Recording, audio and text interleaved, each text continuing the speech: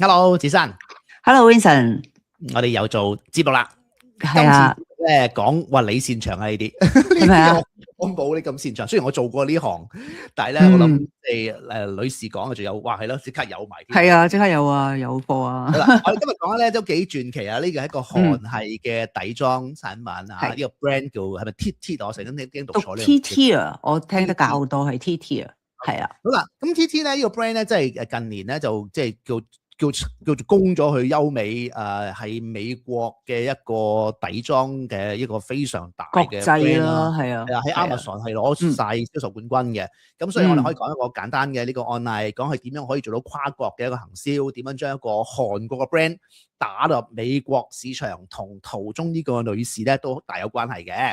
咁講少少背景先 ，before 我 pass 俾阿子珊啦。咁個背景其實咧話你睇個幾靚女，個好靚女喎，叫李玉芬。就係佢創嘅呢個 brand，咁坦白講下，即係我諗 Poppy 做呢啲咁嘅化妝品類嘅品牌咧，咁都唔少老闆係靚女嚟嘅嚇。咁但係點樣可以一個靚女做一個 brand 做到成功咧，都不容易啊。咁呢個 brand 喺2018好似2018度推出嘅。咁佢最早期咧其實先打日本市場嚇，咁喺2021年咧就揾咗呢個咁嘅日本一個偶像團嘅一個男星。就叫做佐藤勝利做代言人嘅，咁所以如果你去睇佢早期嘅營銷廣告咧，都比較典型嘅，即係介紹呢個 Red Cushion，咁都係我揾翻個靚仔咁啊推翻俾女士，咁呢個操作就唔係一個好咩特別嘅操作。不過咧，咁都成功喺日本咧打響個頭炮，咁佢個累積銷量都去到600萬件嘅，其實一個幾犀利嘅數啦。咁但係都未去到爆炸性嘅爆紅嚇，咁就until咧就係最關鍵咧，去到2024年咧就出現咗呢位女士啦嚇。咁呢個女士其實咧喺一個非裔或者叫做黑人嘅市場咧係一個幾出名嘅 KOL 嚟嘅，咁佢出名就好中意韓妝嘢，咁但係呢類型嘅 KOL 都成日介紹唔同產品㗎啦，係嘛？係啊。咁而發生嗰件事咧，介紹冇錯啦，咁樣成日講啦，係嘛？咁咧，我俾第一條片，呢條片好關鍵啊！對於呢個品牌嚟講，就係咧佢咧就喺一條片裏面咧講到話，覺得自己揾唔到一個好好嘅底妝嘅一個產品，咁所以咧佢就即係好似吐槽或者好似叫做即係呻兩句咁啦，係啦，批評啊咁樣啦，係啦，呻幾句啦。咁竟然佢講完幾句之後咧，呢個牌子 respond to 佢而出現咗，我而家 show 俾大家睇嘅呢條片。Shade of a Korean foundation. If Tears Hair wants to expand more and make a shade for me, I will support you. Call me. They called me. Holy moly! Tears Hair just came out with 11 new shades of their foundation, bringing it up to 20 shades. Tears Hair has the biggest shade range out of any Korean brand. I'm really hoping there's a shade for me now. Let's use the darkest one. 即係我覺得呢個黑人女士佢啲 delivery 都幾好笑喎，佢啲反應係啊，佢好紅㗎，佢有幾百萬個 follower 㗎。反晒眼嗰個 No way. 好有 power. Oh my god, that's literally my skin tone. Did they swatch 女士好有感嘅呢個，係嘛？女士會好有感嘅，因為佢係冇用遮瑕膏嘅，即係直接上粉。其實我哋上粉之前好多嘢做㗎嘛。係咯，又可以吸到油啊，直接攞出嚟好上得好靚。I gotta do a full look with this. Oh my god. 係有咁感動嘅，有咁激動嘅，哇，好靚啊！其實嗱，即係如果佢單純上粉，跟住喺上面上到色，其實係女仔好緊要。係咁，所以因為呢條片咧非常多人睇，咁咧就所以5000萬喎有。係啊，5000萬個 views 啊！係啦，咁就當然咧，佢 create 咗好多種唔同嘅顏色啦。咁即係我相信並唔係佢第一個品牌發展得咁多色，但係佢同咗呢個 Miss Darcy 咁樣嘅一個互動，亦都令到呢個 brand 突然間非常多人講啦。咁所以就隨住咁而衍生到後期嘅好多成功啦，其實。係，咁我補充少少先嚇。咁首先呢個 Miss Darcy 咧，佢就係一路都係即係KOL 啦，喺IG 啦，喺 YouTube 啦，甚至乎喺 TikTok 啦，佢都好努力做片嘅。咁佢最初嗰個投訴咧，仲有個名堂嘅，叫 The Darkest Korean Foundation 咁樣，即係話最深色就係咁深色㗎啦，即係你哋唔使，即係我哋係用唔到㗎咁樣，類似咁樣啦。直情係一種投訴同埋批評。對於 TTR 嚟講咧，係少少好似有啲公關災難咁樣。你賣得好好，因為其實佢未出呢條片之前咧，其實2024咧已經佢喺 Amazon 裏邊咧，即係中國市場嘅 Amazon 裏邊咧，已經係銷量 number one 嚟㗎啦。咁啊，遭受到呢個係啦批評嘅話咧，其實咧佢有兩條路嘅。佢一係咧話中國市場咁掂，我繼續生產多啲啱佢哋用嘅產品，或者係發展更多唔同嘅產品種類出嚟啦。但係佢就會選擇係面對住啲批評，而且係真係做嘢啦。咁頭先Miss Darcy 嗰度咧就話，佢話如果你哋要發展咧，我會call me，我會同你合作。佢跟住1個月之後。佢哋真係 call 我而 come back with， 因為嗰陣時咧佢本來得3隻色嘅，咁佢咧就 come back with 20隻色，但係其實發展到而家咧係有40隻色嘅，咁所以咧就真係其實cushion 粉係一個即係強銷呢個方便啦，因為你直接拍上面就得啦，唔使好多層咁樣。咁但係往往咧，我哋女士就好有感，因為佢嘅你要咁貼膚咧，你個遮瑕度唔夠，所以其實我哋喺上粉之前仲要做好多嘢噶嘛。但係佢呢個咧，其實就係強調上粉之前唔使遮瑕膏啦。Miss Darcy 就係一個最好嘅示範啦。你見到佢本來又有黑眼圈啊，又有唔同嘅顏色嘅地方啦嚇，但係佢就咁拍上去，佢就完全均勻啦，而且上邊又再能夠上色啦。咁所以咧，其實大家就睇呢條片就會好明白，哦，原來佢唔單止係遮掩，唔係方便咁簡單，佢仲能夠遮蓋同埋真係即係喺佢有個72小時嘅一個唔會令你變乾嘅一個持妝技術啊。咁呢個咧，呢一條片你可以話佢係撞出嚟，但係其實佢亦都係一個真正嘅互動，同埋佢嘅產品嘅優點係透過一啲 influencer 去好識咁樣喺1分鐘裏邊完全帶晒出嚟。咁其實呢個咧亦都中咗咧一個而家嘅 Gen Z 對於整個韓 K-beauty 嘅潮流啦，同埋Gen Z 嘅好多嘅要求啊。咁我不如講一講嗰個市場研究，講 Gen Z 其實佢哋睇乜嘢好唔好啊？要咩係啊？係啊，其實當呢啲嘅一個亞洲嘅品牌照顧唔到非裔嘅人士，呢個本身係好合理嘅。但係如果佢照顧嘅話咧，呢個咧就包括咗一種包容性，即係而家成日講嘅 inclusivities 係啦呢樣嘢啦。咁原來 Gen Z 咧係一個2024-25嘅市場研究咧，Gen Z 喺選擇美妝產品嘅時候，佢會優先考慮5樣嘢。就係都係多人會考慮嘅，有啲人咧就會注重個性能表現啦。第二種咧就係注重呢個流行趨勢啦。咁啊呢啲就係30幾個% 嘅人都會係咁嘅。33% 嘅人咧就會考慮個價格同埋負擔能力為先。咁另外有啲咧就係會注重個品牌嘅 values 咁啦。咁呢啲20幾個%，但係 among 呢啲嘅研究裏邊跑出嘅呢一啲嘅 index 咧。其中 inclusivity 即係包括多樣性同埋包容性嘅重視程度係最高啊，係43%。即係話你個產品好好，不過係某一啲人先至可以用，另外一啲人你完全唔理嘅。原來 Gen Z 係會介意嘅。調翻轉，如果你做，佢會好 value 咁樣啦。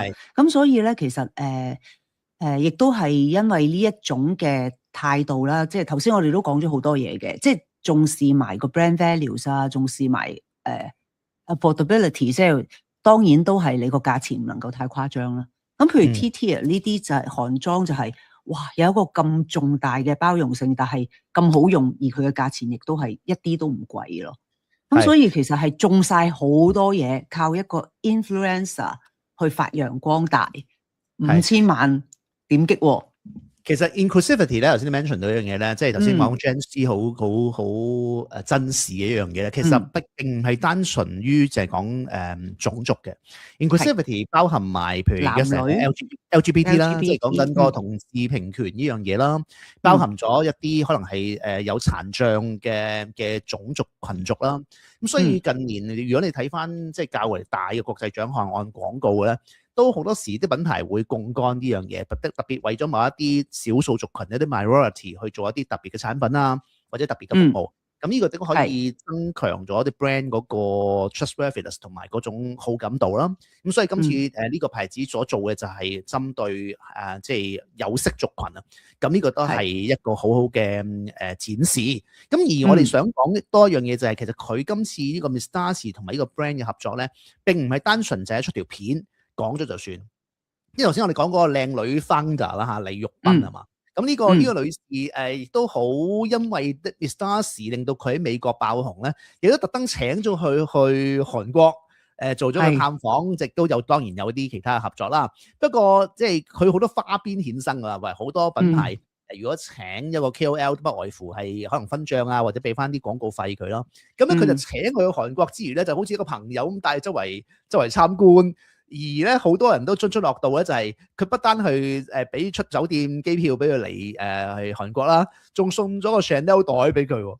咁真係好 high 噶嘛！即係其實坦白講，俾錢佢都唔夠，可能俾個 Chanel 袋佢咁 limited edition 好難揾到咁樣啊。係啦，佢都買唔到嘅。係啦，咁呢個 Miss Darcy 梗係好似即係我哋正常都會做就係淘寶你就會 share 俾人睇，咁一 share 件事又爆。又令到更加多嘅曝光啊，或者嗰個 social media 更加爆啦咁樣。咁除咗佢去 Korea 之外咧，咁佢後期咧，因為頭先講過呢個 brand 本身喺日本紅先嘅，咁所以咧就呢個 founder 咧邀請咗 Miss Darcy 去咗日本。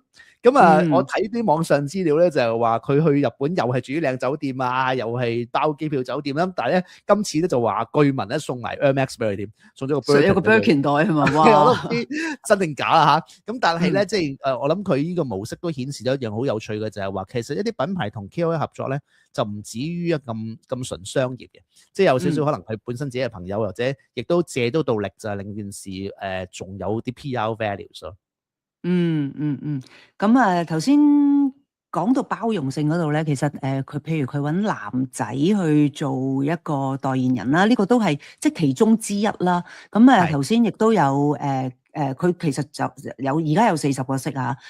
你都頭先有 mention， 唔係話佢係第一個做40個色，其實有40-50個色嘅品牌都有好多嘅，即係都係近年即係主打就係話去到咩顏色都有啊，即係展示個包容性啦。其實咧，除咗極黑呢個市場啊，李玉斌好TT 啊，好注重之外咧，其實佢都有對於你頭先講話有啲殘障或者係未必係殘障或者係有一啲叫白化病啊，極白即係白食啦，我哋叫係啦。咁佢都有去同嗰一啲嘅 KOL 合作嘅，所以佢嗰個成個 value 係非常之全面嘅。咁所以佢即係佢亦都中晒未來嗰啲即係未來嘅一群消費者啊，嗰班Gen Z 嘅最重要嘅嘢，呢個亦都係K-beauty 即係嘅擴張啦嚇，全球性擴張啦，其中一樣好中到未來或者而家嘅一代嘅心態有關。咁當然，本來我哋唔係呢一代嘅，亦都會覺得佢嘅質素非常之好，亦都係會見到呢一啲咁樣，於是就慢慢擴散開去咯。你講得啱喎，其實你講起咧，因為近年中國大陸嘅好多品牌咧，成日有個出海策略或者討論呢個出海營銷模式。其實出海一個好重要概念就係嗰個國際視野啊嘛。你剛剛講咗一個 point 都係好 point 嚟嘅，即係話其實好多韓國品牌點解佢會 respond 得咁好咧？因為我諗個韓國文化同嗰個國際接軌嗰度係做得好啲。即係近年 K-pop 嘅盛行，因為其實佢哋都好即係好 embrace 到嗰個外國文化、流行文化嗰個喜好啊。咁所以頭先你講話點樣 respond to inclusivity， 點樣 respond to 呢啲 minority 嘅族群咧？我諗佢哋嘅 sense 好過好多國內廠商。即係譬如有時呢啲大學成日邀請話要做一啲分享，或者幫一啲國內嘅老闆去學點樣做出海咧。其實即係睇呢個品牌案例咧，其實係一個好好嘅啟示。係啊，其實如果你話背後咧，其實就係未來咧，即係有啲預測嘅關鍵嘅一啲嘅嘢係會做到一個包容性，即係越嚟越闊啦，即係你包容就會有更多嘅，即係個客戶群亦都越嚟越闊啦。咁咧其實有一個未來嘅關於美妝嘅一個關鍵字啊，係 full moon，你有冇聽過啊？Full moon 啊， full moon 係啦，咁咧其實就係 FULLMOON，咁樣。其實大家會注重咧就係一個 feel good wellness 啦，即係你用咗佢，你係會覺得係，譬如嗰樣嘢係會令到你好緊張啊、好快啊咁樣，嗰啲唔係，我要健康愉悅同 feel good 有關，即係 wellness 有關。咁跟住就係U 咧就係 unwind to win 啊，即係話如果我哋能夠 unwind 自己，其實我哋就會治療到自己。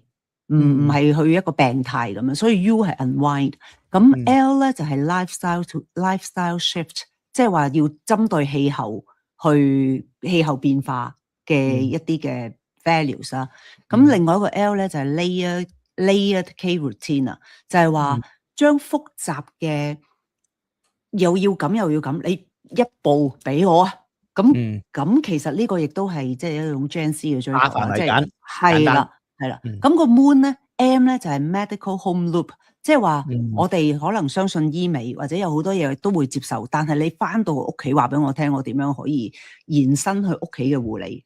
即係話你可能有啲好勁嘅醫美嘅嘢，你話俾我聽啊，呢樽翻去可以搽嘅，亦都係一步到位嘅咁樣，咁係一個 loop 啦。咁跟住兩個 O 啦，就係 over the makeup， 即係話你要嗰個 values 要超越單純係話。化妝化得靚，要即係有啲延伸出去咁啦。另外一個 O 咧就係 one bite luxury， 就係話一口嘅奢侈，即係話有一啲其實 Gen Z 其實好中意就係一啲平替嘅，即係dupes 啊，而家佢哋講嗰啲，一定你俾一個 one bite 坐平替，我搞掂晒。咁佢呢個係好重嘅。咁最後個 N 啊就係 next generation beauty concierge， 即係話。你要利用一個好多會利用 AI 去實踐呢個個性化推薦。其實 TTR 咧都曾經做過一件咁嘅事嘅。其實Miss Darcy 之後咧，佢哋即係同埋嗰個呢位女士白化病呢位女士係啦，白化症啦嚇，呢位女士即係嘅合作之後咧，其實佢哋就做咗一個叫做 Find Your Shade 嘅 campaign。就係同 AI 結合咧，係啦，即係你嗰張相就即係影張相你就知道你係邊一個色係啱你，咁而佢係有個色提供，咁所以咧其實呢個就係嗰個 Full Moon 個 N 啊 ，Next Gen Beauty Concierge， 即係你要俾到一個咁樣嘅 concierge， 你問人有得答，而呢個人可能係 AI 影一影住張相就知道你係要咩顏色咁樣。咁所以其實你咁樣講呢啲 recommendation engine 其實好多喎。其實我10年前已經10幾年前，但係佢用當然啦，佢用呢個品牌出發啊嘛，然之後佢揾到 solution 俾你啊嘛。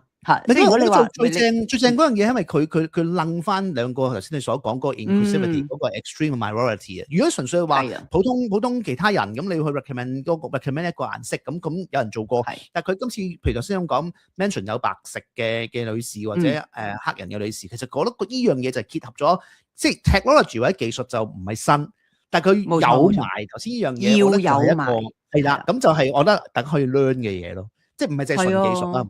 係啊，所以其實我哋如果細心睇咧，其實佢係中晒呢個 full moon，亦都係一個趨勢嚟啦，咁樣。係啊，抵佢成功啦。